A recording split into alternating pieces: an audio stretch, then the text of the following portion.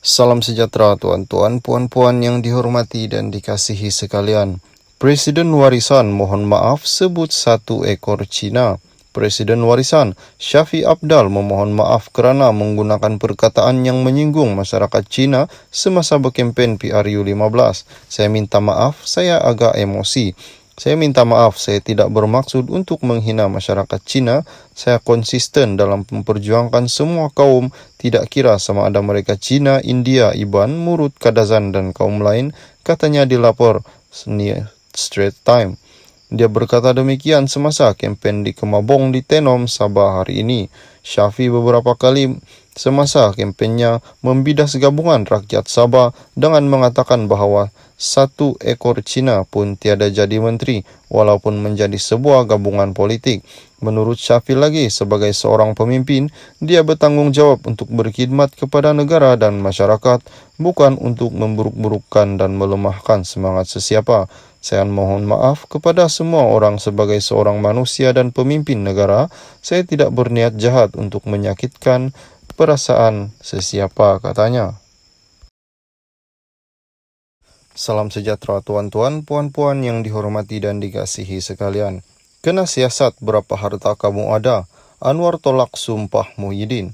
Muhyiddin Yassin perlu disiasat berkait aset yang dimilikinya walaupun pengurus CPN itu sedia bersumpah dan menafikan tidak pernah mengambil wang kerajaan ketika menjadi Perdana Menteri, kata Ketua Pembangkang Anwar Ibrahim.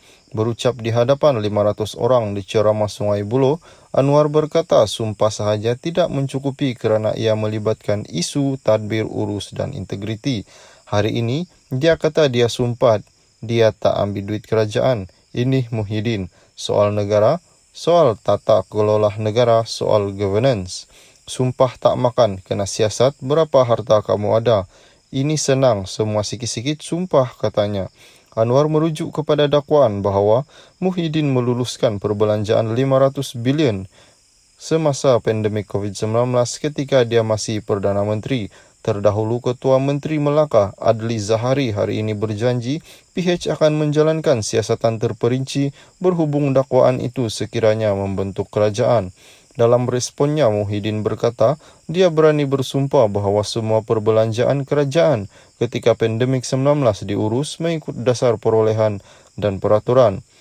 Wallahi, saya boleh bersumpah 1 sen pun tak ada duit kerajaan yang saya belanjakan kecuali untuk rakyat yang dibuat ikut peraturan kewangan sedia ada, katanya di petik bernama. Dalam pada itu, Anwar juga menyasarkan serangannya kepada Menteri Kesihatan yang juga calon BN di Sungai Buloh, Khairi Jamaluddin. Katanya, Khairi juga pernah menganggotai Kabinet Muhyiddin dan kementeriannya turut terlibat dalam kontrak yang diluluskan Muhyiddin. KJ nak reform UMNO, saya dulu timbalan presiden, pernah tak boleh reform? Kalau nak reform, orang baik boleh reform, katanya. Anwar juga menegaskan, Khairi belum memberi penjelasan mengenai beberapa isu kontroversi membabitkan perolehan vaksin dan kontrak MySejahtera. Kamu juga sebahagian daripada sistem rasuah dan busuk. KJ nak reform UMNO, silakan. Jangan guna rakyat di Sungai Buloh, kata Anwar. Anwar berkata sumpah sahaja tidak mencukupi kerana ia melibatkan isu tadbir urus dan integriti. Hari ini, dia kata dia sumpah dia tak ambil duit kerajaan. Ini Muhyiddin. Soal negara, soal tata kelola negara, soal governance. Sumpah tak makan, kena siasat, berapa harta kamu ada? Ini